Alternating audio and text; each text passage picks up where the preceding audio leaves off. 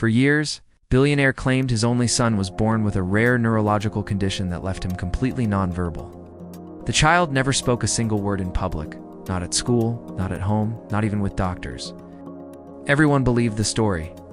But everything changed the day the family's longtime butler, the only person who truly cared for the boy, was suddenly and publicly accused of stealing a confidential medical document. What happened next shocked the entire courtroom and the world. The boy opened his mouth and finally spoke, not out of fear, but to reveal the truth his father had tried to bury for years. Before we continue with this story, don't forget to subscribe to the channel and like the video. Oh, and don't forget to comment below where you're watching us from. We love to know that. Victor Langford, one of the richest men in the country, stood in front of a group of reporters and cameras. His voice was calm but firm. He told the world that his son Oliver was born with a rare condition that made him deaf and unable to speak. Victor said that there was hope, a new experimental therapy in the United States that could help Oliver hear and talk. But there was a problem. A key document that would unlock the funds for the treatment was being held up in court. Victor begged for help. He said this was not about money or power, it was about saving his son's future. The moment was emotional. People across the country watched the news and felt moved by his words. Victor looked tired but determined. He stood beside his lawyer, Claudia Hartwell, who had been working hard on the case. Her face was serious as she promised they were doing everything possible to get the document released. Claudia Hartwell, Victor's lawyer, had been working around the clock. She talked to judges, filed urgent requests, and contacted people in high places. Every day she faced legal obstacles, but she didn't give up. She explained to the court that the research fund, which had millions of dollars, was meant exactly for cases like Oliver's. But because of a legal dispute involving the organization that controlled the fund, no money could be released without the confidential document. Claudia argued that this delay could cost Oliver his chance at a normal life. The therapy was only available for a short period, and Oliver needed to begin soon. Journalists followed her every move. News channels showed her walking into court with piles of papers, doing interviews and speaking with passion. People online began supporting her and calling her a hero. But despite her strong efforts, the legal battle was more complicated than anyone expected. Inside Victor's large, quiet mansion, the mood was very different. While the world saw a desperate father and a brave lawyer, someone else was quietly watching everything. Albert, the butler, had worked for the Langford family for many years. He knew the house well, and he saw things no one else did. Albert cleaned the rooms, made meals, and took care of Oliver when Victor was away. He noticed how Oliver behaved. He didn't cry, didn't make noise. He only sat in silence or stared at the floor. Sometimes he looked at his father with fear. Albert also saw how Victor and Claudia spoke when no one else was around. Their voices were lower, more serious. They seemed nervous and sometimes even angry. Something about the way they acted made him feel uneasy. Albert began to wonder if the story they were telling the public was the full truth. He felt torn between staying quiet and asking questions he wasn't sure he should ask. As the days passed, the pressure grew. Victor did more interviews. He appeared on morning shows, visited hospitals, and even talked to government officials. He said that all he wanted was to help his son. Every appearance was carefully planned. Oliver was never shown on camera, but Victor always mentioned him. He talked about how Oliver used to smile as a baby and how this condition took away his voice. But Albert, who spent most of his time in the house, noticed things that didn't match what Victor said. Oliver rarely smiled. He avoided his father and only seemed calm when Albert was nearby. Once Albert overheard Victor shouting on the phone, he was angry and told someone to stick to the plan. Another time, Claudia left a folder on the kitchen table by mistake. Albert saw pictures inside that didn't make sense. They weren't medical files. They looked like contracts and legal agreements with names he didn't recognize. Despite the rising public support, the court still hadn't released the document. Claudia kept pushing, filing appeals, and asking for emergency sessions. She said the case wasn't just about Oliver, it was about giving hope to other families in similar situations. Her arguments were strong, but the judge remained cautious. Too many legal questions surrounded the fund. In private, Claudia seemed more stressed than before. She barely slept, And when she did talk to Victor, they argued more often. Albert began to feel anxious. Something felt wrong. He wondered if the boy was really going to get the therapy or if something else was going on. He thought about speaking up, but who would believe him? He was just a butler. Still. The more he saw, the more convinced he became that Oliver was not the only one in danger. Albert started keeping notes of what he saw and heard, unsure of what he would do with them. One night while Oliver was asleep and the house was quiet, Albert stood near the hallway outside Victor's office. The door was slightly open, and he could hear Victor and Claudia talking. Their voices were low, but he heard enough. They were discussing how long they could keep the story going, and what to do if the document was never released. Claudia said they needed more time. Victor said people were asking too many questions. Then there was a pause. Victor asked if Albert had seen anything. Claudia said she didn't think so, but they should be careful. Albert stepped away quietly, his heart beating fast. He now knew something was being hidden. He didn't have all the answers, but he was sure the truth was different from what was being shown on TV. As he returned to his room, he looked back once more at Oliver's bedroom door. The boy was still silent. Nothing had changed, at least not yet.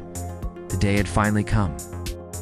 After weeks of legal work, public attention, and emotional interviews, Victor Langford was supposed to present the confidential document to the court. It was the final step to unlock the money from the research fund and send Oliver to the United States for the experimental therapy. But when Victor arrived at the courthouse that morning, he looked completely different. He was pale, sweating, and shaking. Everyone could tell something was wrong. As cameras flashed and reporters asked questions, Victor raised his hands and said the document was gone. He said it had disappeared from his home office during the night. The entire courtroom was in shock. His lawyer, Claudia Hartwell, looked confused and angry. Victor didn't wait long before making a serious claim. He said Albert, the butler, had stolen the document. He explained that he had recently argued with Claudia and might have done it for revenge. The accusation caught everyone off guard. Albert was called into a private room and questioned by security. He was completely surprised by the accusation. His face showed confusion and fear. He said he had no idea what Victor was talking about and denied everything.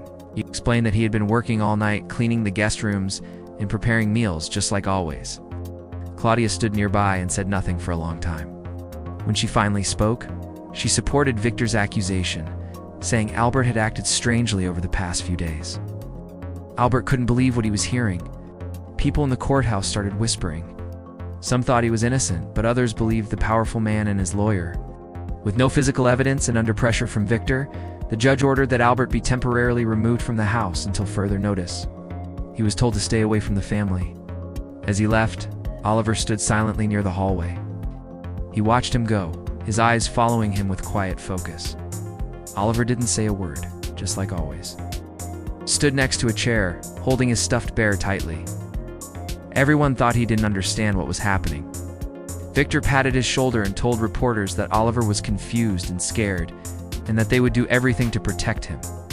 But later, back at the house, Oliver went to his room alone. He sat on the floor, still quiet. After a few minutes, he looked around carefully and pulled something from under his bed. It was a folded paper held tightly in his small hands. His eyes studied it for a moment, and then he placed it inside a box of toys. He didn't speak. He didn't cry. But something in the way he moved showed calmness, as if he knew exactly what he was doing. No one else in the house saw him. Downstairs, the adults were arguing. The police had been called, and the investigation had officially started. The police arrived later that afternoon. They wore plain clothes and asked to see the office where the document was last seen. Victor led them in, explaining that he kept the paper inside a locked drawer. He said the drawer was found open that morning, and the document was missing. The officers took pictures, looked for fingerprints, and asked many questions. Albert had already been sent away, but they said they would still need to speak with him again. Claudia told the officers that Albert had been acting jealous and angry since the beginning of the legal battle, and had even made small threats. Victor repeated that Albert might have done it to hurt him or Claudia. The police did not say much. They took notes, collected items from the room, and promised to return. Claudia later demanded that the court act fast. She reminded the judge that the therapy Oliver needed had a short medical window and could not wait much longer. The judge held a short emergency session and listened to Claudia's request. After discussing the case with both lawyers and the investigators, the judge decided to give 30 more days to find the document. He said the court needed proof, and without the document, no funds could be released. Claudia looked upset, but she agreed. Victor nodded, but looked frustrated. Porters outside the courtroom gave updates to the public. The story of the missing paper and the accusation against the butler made headlines. Some people defended Albert online, saying the accusation felt strange. Others believed Victor because of his fame and money. At home, the mood changed. Everyone was stressed. Claudia worked late every night. Victor barely spoke to the staff. Oliver continued to stay in his room, quiet and alone. But inside that room, he wasn't just playing or sleeping. He was listening.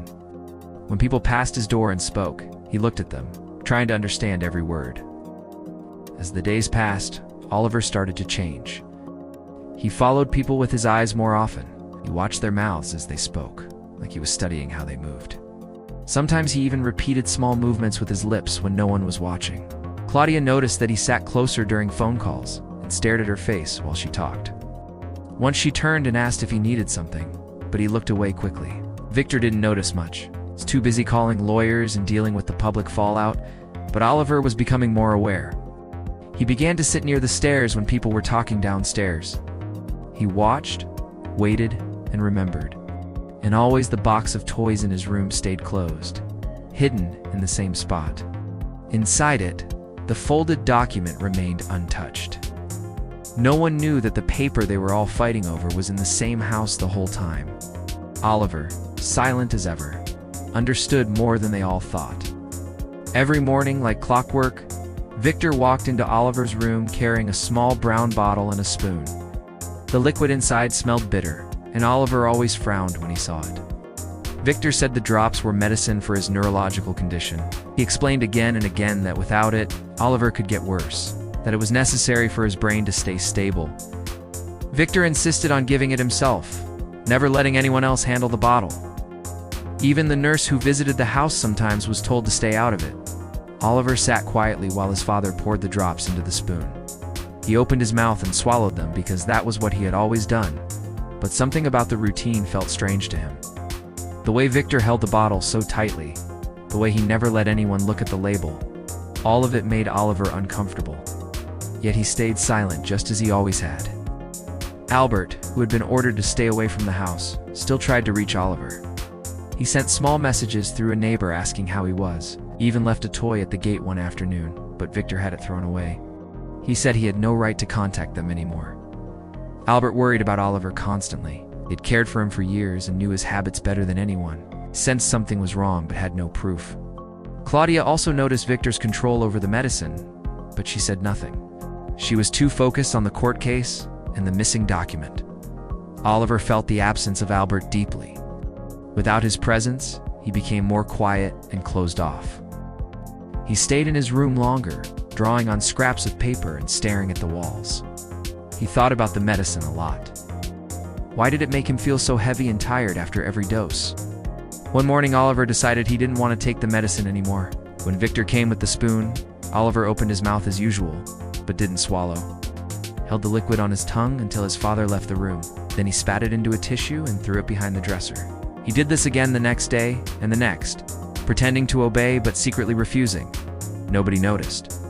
Victor believed his son was still taking the drops. Oliver kept his plan quiet. As the days passed, he began to feel different. His head felt lighter. The constant fog that surrounded his thoughts started to lift. He noticed small things he hadn't before. The ticking of the clock, the sound of footsteps in the hall, even the distant noise of cars outside. These sounds were faint, but real. Oliver didn't know what was happening, but it scared and excited him at the same time. He told no one.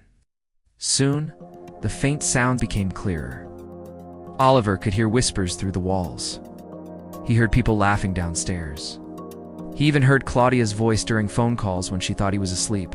At first, he thought it was some kind of magic or dream. He had never heard sounds before, at least not like this. He sat still for long minutes, listening carefully, trying to understand. Sometimes the sounds made him happy. Other times, they frightened him, especially when Victor spoke angrily on the phone. Oliver wondered if anyone else knew, but he didn't dare say a word. If his father found out, he might be angry or take away the medicine completely. Oliver began to realize that the drops might not have been helping him at all. Maybe they had been keeping him from hearing. The thought stayed in his mind like a secret. He didn't know who to trust with it. Days went by and Oliver's confidence and his suspicion grew. The more time passed without the medicine, the stronger his hearing became. He could now hear the front door open and close. He could hear Claudia typing on her laptop. He even heard Victor and Claudia talking late at night about court deadlines and Albert. The words weren't always clear, but he understood enough to know they were hiding things. Oliver started to feel a mix of fear and curiosity. What if his condition wasn't something he was born with? What if it was created? He remembered how Albert had once told him quietly, "Someday you will know the truth." Now, he wondered what he had meant. He also wondered why his father was so strict about the medicine. Was it really for his health? Or was it for something else entirely? The question grew bigger in his head each day. Oliver didn't talk to anyone about what was happening. He stayed quiet, pretending nothing had changed, but inside, he was different. He had begun to watch Victor closely whenever the bottle of medicine appeared. He noticed how his father's hands trembled slightly when he poured the drops. He noticed how Claudia never looked at the bottle. Directly, Oliver also remembered Albert's worried face the last time he had seen him. All the pieces started to fit together in his young mind. The medicine wasn't making him better. It had been keeping him the same, maybe even making him sick. The idea scared him, but also gave him a sense of control he had never felt before. Now, he knew he had a choice. He could keep pretending and learn more, or he could tell someone. For now, he chose silence, holding his secret while listening to the world. He was finally beginning to hear. Every night, after the house became quiet and the lights went out, Oliver listened. At first, it had been soft noises, chairs moving, footsteps, or the hum of the refrigerator. But now, everything was much clearer. The walls of the mansion were not as thick as they looked. Voices traveled through them, especially at night when everything else was silent. Oliver began to hear conversations from downstairs near Victor's office and the living room. The doors were often left slightly open, and the sound carried up the hallway into Oliver's room. He lay still in bed, eyes open, trying to catch every word. It became his new routine. Each night after pretending to sleep, he would sit quietly and wait for the voices. And they always came. Victor and Claudia talked late, thinking Oliver was asleep. They never knew he could hear them. And slowly, Oliver started to not just hear, he began to understand what they were saying. At first, the conversations didn't make much sense. They spoke about money, court meetings, and strange legal terms. But after several nights, Oliver started to connect the words. Victor once said something about funds finally being unlocked. Another night, Claudia talked about transfers to an offshore account. The words confused him, but he could tell these things were not part of his treatment or recovery. They weren't about helping him. Something was wrong. Then one night, he heard something that scared him deeply. Claudia's voice was calm but cold. She said, "If this boy starts talking, we lose everything." Oliver froze. He sat in his bed, holding his knees, heart pounding. What did that mean? Why would them losing everything depend on him staying silent? He didn't move for a long time after that. He stared at the wall, breathing quietly. He finally understood that the medicine, the control, the lies, it was all connected. And now he knew too much. Oliver didn't tell anyone. He was still afraid. If Claudia and Victor were hiding something and they knew he was listening, they might try to stop him. He wasn't sure what they would do, but the thought of it kept him silent. Still, he couldn't pretend nothing was happening. He needed to do something. One morning, while cleaning out his toy chest, he found an old plastic recorder. It was small, red, and had 2 buttons: play and record.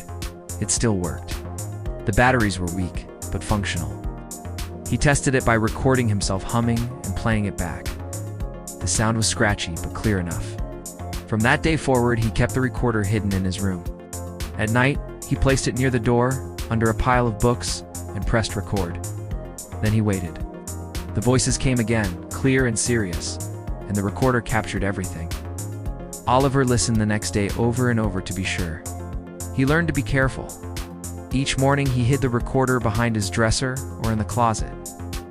He labeled the tapes with numbers using tiny stickers so no one would notice. He started collecting them, one each night. The tapes filled with bits and pieces of the truth. He heard Claudia say things like, "We just need 30 more days, and he's only a child." "No one will believe him," Victor once muttered.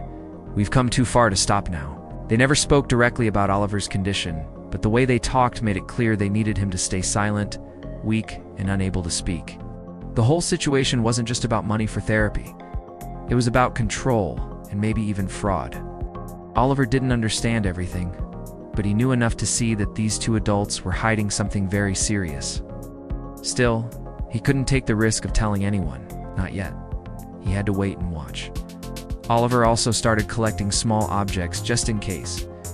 A flashlight, extra batteries, a tiny notebook, and even a copy of the house key Albert had left behind in a drawer months ago.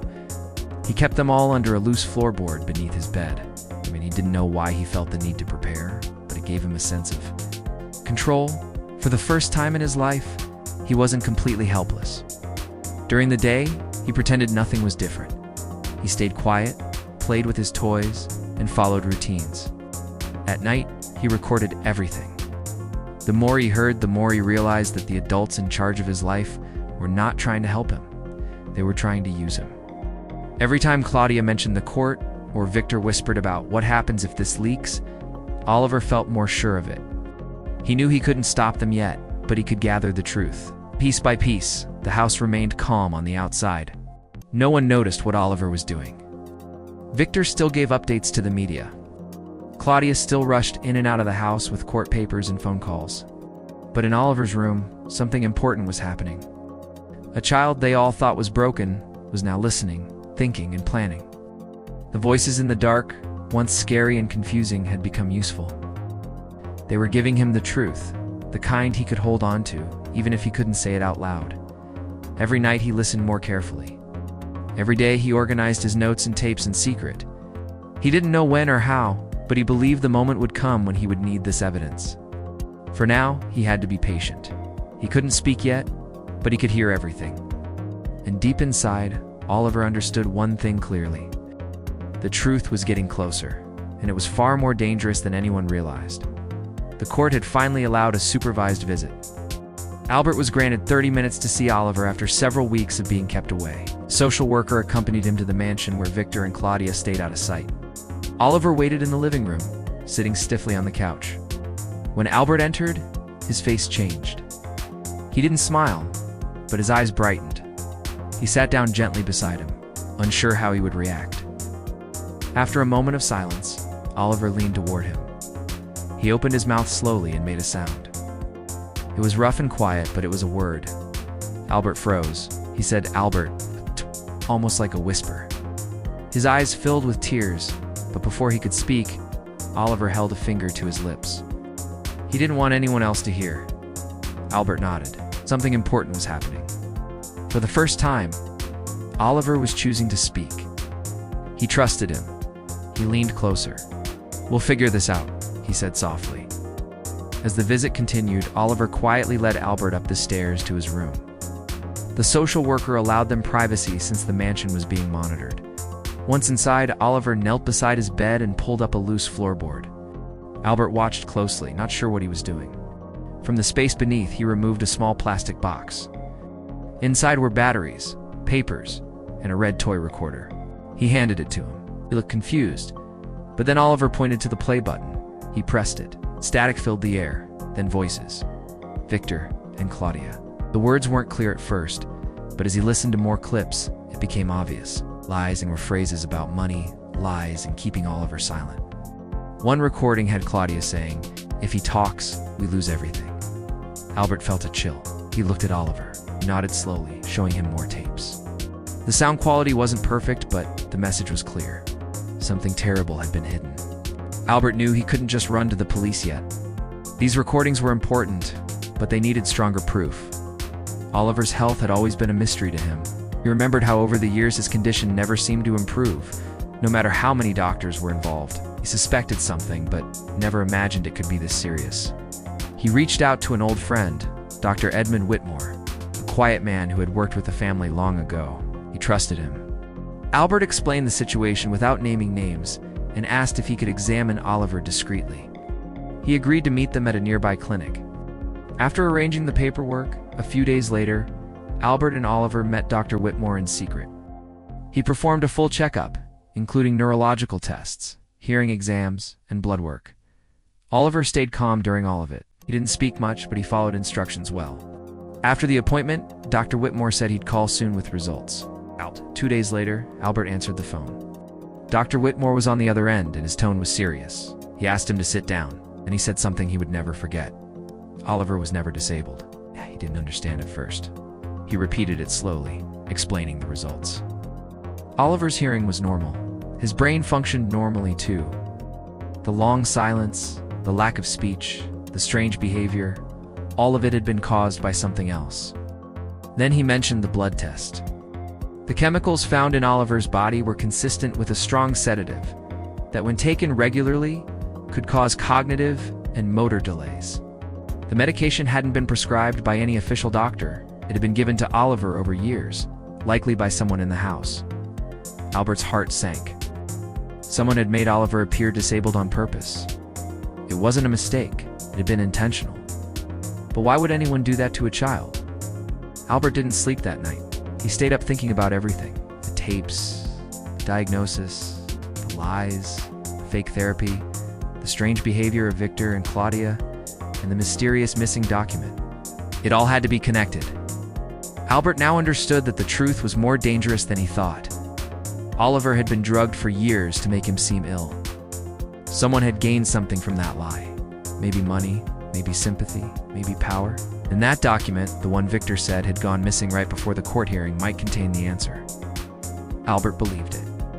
Maybe it was a medical report or proof of financial fraud. Whatever it was, it had to be the missing piece. He looked at Oliver, now asleep in bed, finally breathing freely. He had suffered so much in silence. He couldn't let it continue.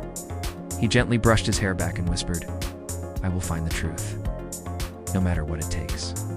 He wrote down everything he knew so far: names, dates, locations, even quotes from the tapes. He stored copies of the recordings in different places. One on a USB drive, another uploaded to a secure folder online. He didn't want to take any chances. He also contacted Dr. Whitmore again and asked him to write an official report. He agreed, but warned him to be careful. Albert knew he was stepping into something bigger than just a family lie. He began asking questions about Victor's businesses, about the international fund, about court records. Most people didn't want to talk. Some even seemed nervous. But he didn't stop. Every clue brought him closer. He remembered Victor's office in the mansion, the locked drawer, the late-night meetings, and Claudia's fear. The missing document was still out there. Now Albert was determined to find it, for Oliver, for justice, and to finally stop those who had caused so much harm. It started on a quiet afternoon. Albert had returned to the house under the excuse of checking on Oliver's health. The court had allowed him supervised visits after Dr. Whitmore's report.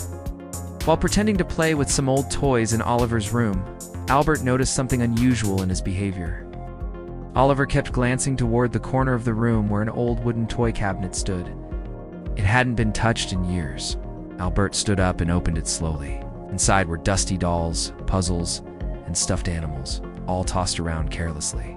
Oliver walked over without saying a word and pointed to a teddy bear on the top shelf.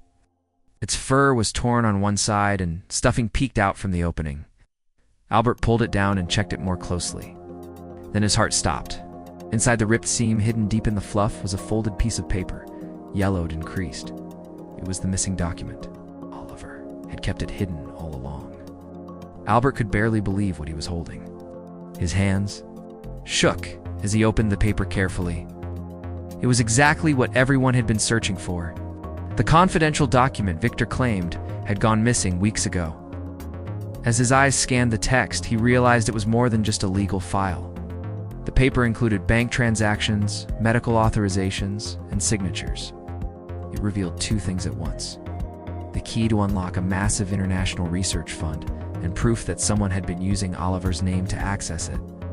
There were names listed, and large sums of money traced to accounts that had nothing to do with Oliver's medical treatment. Albert looked at Oliver, who watched him closely, waiting for his reaction. He hadn't said a word, but he didn't need to. Albert finally understood. Oliver had seen more than anyone imagined. While the adults thought he was too quiet or too sick, he had been paying attention the whole time. Oliver had kept the truth safe, in the only way he knew how, by hiding it. Albert felt proud, scared, and furious all at once. He hugged Oliver tightly and whispered, "You were so brave." Then he sat down and started reading the document in full. The numbers lined up with what Dr. Whitmore had discovered.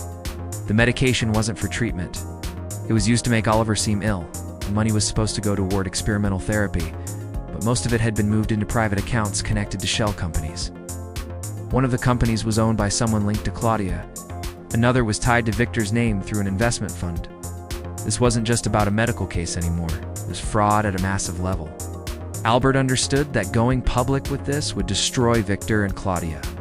And now that he had the document, they would come after him. He had to act fast before they found out. Albert knew they couldn't stay in the house. He packed a small bag with clothes for Oliver, some water, snacks, and the most important item, the document. He placed it in a protective folder and sealed it inside a plastic zip pouch. Just as he zipped the backpack closed, he heard footsteps downstairs. Victor had returned early from a meeting. He froze. Quietly, he signaled to Oliver, and he nodded. He understood, grabbed his hand, and led him to the back exit near the laundry room. They slipped outside and moved quickly toward the garden gate. Albert's heart raced. He didn't look back. Once they reached the street, he called a taxi from his cell phone. Didn't explain much to the driver, only gave an address, a safe place near the courthouse where he could plan their next move. As the car drove away, Oliver looked out the window in silence. He knew things would never be the same again. In the safety of a small rented apartment, Albert and Oliver waited. He had already contacted Dr. Whitmore and asked him to meet them in secret the next morning.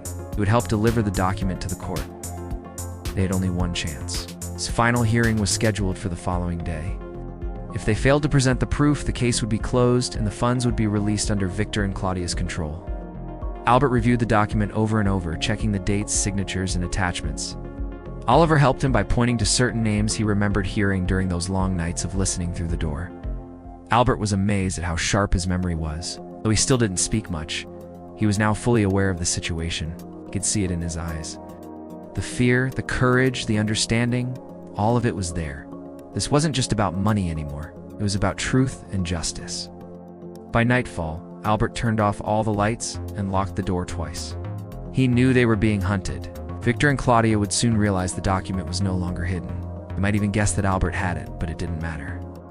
Tomorrow was the final hearing. Everything would be decided then. Albert lay awake for hours, listening to every sound outside. Oliver slept next to him on the couch, holding the teddy bear, the same one that had kept the secret safe for so long. When morning finally came, they would go straight to the courthouse with Dr. Whitmore. There, Albert would hand the document to the judge, exposing the fraud and saving Oliver from a lifetime of lies. There was no turning back now. Everything depended on what would happen in court. Albert closed his eyes, whispered a quiet promise to Oliver, and waited. They had the truth. All that was left was to show it. The courtroom was already full when the session started. Every seat was taken. Journalists, lawyers, social workers, and even a few curious onlookers had gathered early. The tension in the room was obvious. Victor sat in the front row beside Claudia, both dressed in dark suits. Their expressions were serious and cold. Cameras were not allowed, but reporters scribbled notes quickly. Victor stood and walked toward the judge. His voice was strong and emotional. He told the court that Albert had kidnapped his son, said Oliver was in danger, and that Albert was an unstable ex-employee who had taken advantage of the child's condition. He claimed that he had faked documents and manipulated Oliver into running away. Claudia stood up next, saying Albert had always shown signs of emotional instability. She said Albert had an obsession with the child and should not be trusted. Some people in the courtroom looked confused. Others nodded, unsure who to believe. Then everything changed. Just as Claudia finished speaking, the large wooden doors at the back of the courtroom opened, heads turned. Albert walked in calmly, holding Oliver's hand. He was dressed simply without makeup or drama. Oliver wore a plain shirt and jeans. He looked straight ahead, focused. Ugh. The room fell silent. The judge, clearly surprised, asked who had allowed them in. Security officer explained they were already on the approved visitor list. The judge looked directly at Albert, then down at Oliver. "Do you wish to speak?" he asked. Oliver didn't hesitate. He took one step forward, let go of Albert's hand, and said loudly, "My father is lying." The words echoed through the room. Everyone froze. For a long second, no one reacted. Then people started whispering. The judge banged his gavel and ordered silence. Oliver stood still, not scared, not crying, just serious. The boy, who had never spoken in public, had just told the truth, and no one was ready for it. Albert moved closer to the judge's table and placed a thick folder on it. He said the document inside was the one Victor had claimed was stolen. He also handed over Dr. Whitmore's signed medical report. The judge signaled the bailiff to bring the papers forward. As he began to read, the courtroom remained silent. Albert explained in short, clear sentences. Oliver had been drugged with an unprescribed substance for years. The purpose was to make him appear sick to justify the release of funds from a research account. He said Victor and Claudia had used Oliver's medical condition to gain access to millions. Oliver nodded during his explanation, confirming his words. Then Albert added that the boy had hidden the original document in a toy bear because he knew no one else would protect him. Claudia suddenly interrupted, shouting that it was all a setup. She tried to grab the folder, yelling that the court was being fooled. Chaos erupted. The judge quickly stood up and raised his voice. He ordered everyone to remain calm. When Claudia kept yelling, ignoring direct warnings, the judge looked to security and said firmly, "Remove her from the courtroom. Charge her with contempt of court." Two officers approached Claudia, who resisted briefly, but then followed them out, still shouting. Victor sat frozen. He didn't move or speak. He looked shocked, as if he hadn't expected Oliver to speak or for Albert to show up with real proof. The judge ordered a break so that all documents could be reviewed in detail.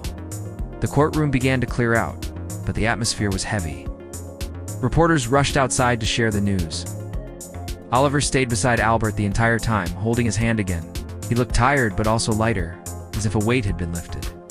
The judge announced that the hearing would continue later that day after a full review of the evidence now submitted. Outside the courtroom, things moved fast. News crews reported live. Headlines were being updated online. Oliver speaks, the boy who exposed the truth. One headline read, Dr. Whitmore arrived with additional documents, including lab results and comparison charts that proved the medication had never been approved for Oliver's condition. Legal assistants from the court reviewed everything. Inside a small waiting room, Albert, Oliver, and Dr. Whitmore sat together. No one said much. They just waited. Oliver flipped through one of his drawings while Dr. Whitmore watched the hallway for updates. Albert was exhausted, but he kept his focus. The moment was bigger than all of them now. It wasn't just about Oliver's future. It was about justice. Across the building, Victor was meeting with his legal team, now visibly shaken. Some of his lawyers had started to question his story. Claudia was being questioned separately in a holding room. The court was preparing to make a decision, one that could change everything. By the time the hearing resumed, the judge had reviewed the full file. His face showed no emotion. Everyone returned to their seats. Albert sat behind the legal desk with Oliver beside him. Dr. Whitmore stood nearby, ready to testify if needed. The judge started by saying the evidence presented was strong and would require a deeper investigation. He confirmed that the document matched the missing file previously reported, stated that Dr. Whitmore's findings were consistent with long-term drug-induced symptoms, not a natural condition. He praised Oliver's courage and Albert's actions.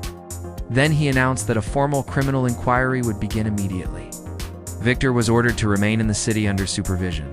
Claudia would stay in custody. The courtroom erupted again, this time with reporters trying to get statements.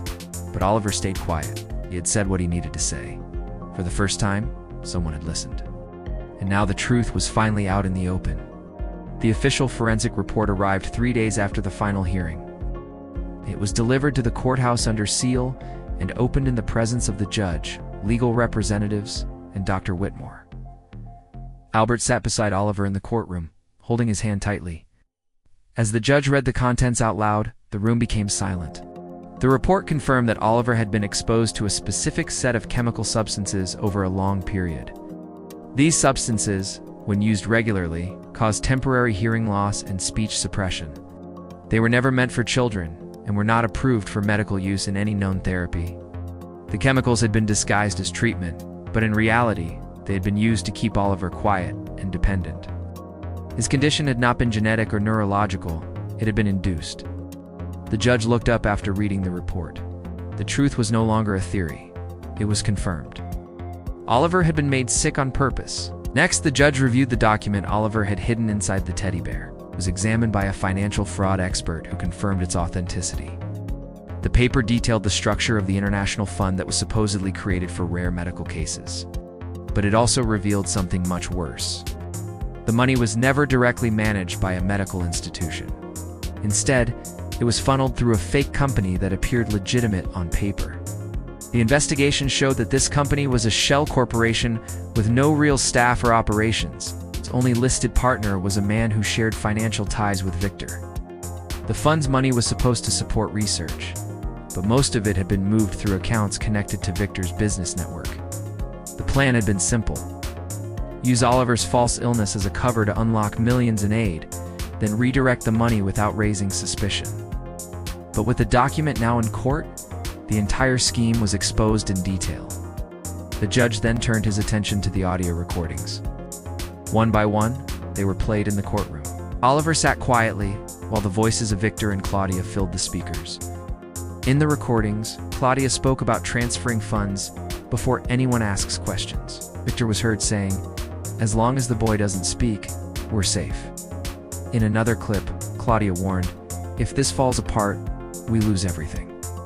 The recordings made it impossible to deny their knowledge of the scheme. There were no signs of editing or manipulation in the audio files. Everything matched the timeline presented by Albert and Dr. Whitmore. The judge paused after each recording, letting the courtroom absorb what had been said. There were no objections this time, no interruptions. The defense team remained silent, knowing there was nothing left to argue. What started as suspicion was now backed by physical evidence, medical reports, financial documents, and confessions caught on tape. The case had reached its breaking point. With the forensic report, the financial document, and the recordings all in place, the judge made his final decision. He stood, adjusted his glasses, and spoke clearly for everyone in the room to hear. Victor Langford and Claudia Hartwell were found guilty of fraud, child abuse, and attempted embezzlement of international funds. The courtroom remained quiet as the judge issued an order for their immediate arrest. Officers walked forward and placed handcuffs on both of them. Victor didn't resist. He stared at the floor, pale and expressionless. Claudia tried to speak, but was told to remain silent. The judge added that additional charges could follow as the investigation continued into Victor's business dealings. As they were taken away, Oliver watched silently. He didn't smile, he didn't speak, but his eyes followed them as they left the room. Albert placed his arm around him. The truth had been heard, and now the people who caused so much harm were finally being held accountable. As soon as the hearing ended, reporters rushed outside to broadcast the news. Headlines flashed on screens. Billionaire and lawyer sentenced in abuse and fraud case. Inside the courthouse, officials began organizing protective services for Oliver. Social workers discussed placing him in a safe, stable environment. Albert, with the support of Dr. Whitmore, asked for temporary guardianship. The judge agreed, stating that Oliver had already formed a trusted bond with him. More importantly, he had fought for him when no one else did. Albert knelt beside Oliver and told him, "It's over now. You're safe." Oliver nodded slowly. For the first time, the world knew what had happened to him. Lies were no longer protected by power or money. Justice had stepped in. The courtroom emptied, but Albert and Oliver stayed behind for a moment longer. He picked up the same teddy bear from earlier and hugged it. Not because it hid something anymore, but because now he didn't have to hide. Then, quietly, tears rolled down Oliver's cheeks. But these tears weren't from fear or pain, they were from release. He had carried a secret for too long, one that no child should ever have to hold. Now, with the truth revealed and the people responsible punished, he could finally let go. Albert held him gently, allowing him to cry in peace. Dr. Whitmore stood nearby, watching with quiet respect. No one rushed them, no one interrupted. It was a moment of healing. Outside, the world was reacting. Media, law enforcement, and financial investigators were now involved in unraveling everything Victor and Claudia had done. But in that small courtroom, all that mattered was the boy who had once been silent. Oliver had spoken, and everything changed. The journey was not over, but it had turned a corner. A door had opened. Justice was no longer just a word, it was something Oliver had seen and felt for himself. After the trial ended and Victor and Claudia were taken into custody, the court had one final issue to resolve. In Oliver's future, Both biological parents now facing criminal charges and no other immediate family coming forward, the court had to decide who would take legal responsibility for the boy. Social workers held several meetings to evaluate the situation. When every session, one name kept coming up. From the beginning, he had cared for Oliver not because he had to, but because he wanted to. He had protected him when no one else did. Over the next few days, court-appointed psychologists and case managers spent time with both Albert and Oliver. They observed how they interacted, how Oliver responded to his presence, and how safe he felt when he was near. Their reports all came back with the same conclusion. The bond between Albert and Oliver was strong, stable, and clearly based on trust and love. The judge scheduled a final custody hearing. Albert sat in the courtroom, nervous but calm. Oliver was beside him, holding his hand. This time, the room was not packed with reporters or lawyers. It was a quiet hearing with only a few legal officials present. The judge began by summarizing the reports from the Child Welfare Agency.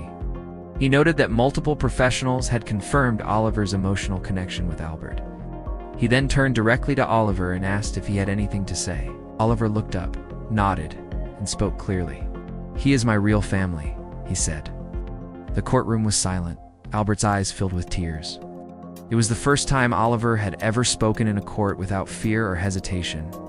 The judge leaned forward, smiled gently, and said he had heard enough. With a few strokes of his pen, he approved Albert's petition for legal guardianship. It was official. Albert was no longer just a caretaker. He was now his legal guardian. After the ruling, court staff met privately with Albert and explained the next steps. One important matter still had to be addressed: Oliver's financial future. Since Victor's assets were being seized as part of the criminal investigation, the judge wanted to ensure that Oliver would be protected. A portion of Victor's fortune, specifically the money that was supposed to go toward Oliver's medical treatment, would now be placed into a special trust. This trust would be managed under Oliver's name and only used for his benefit. The court chose Albert to act as the official trustee. His role would be to protect the money, manage expenses for Oliver's care and education, and report regularly to the court to prevent any misuse.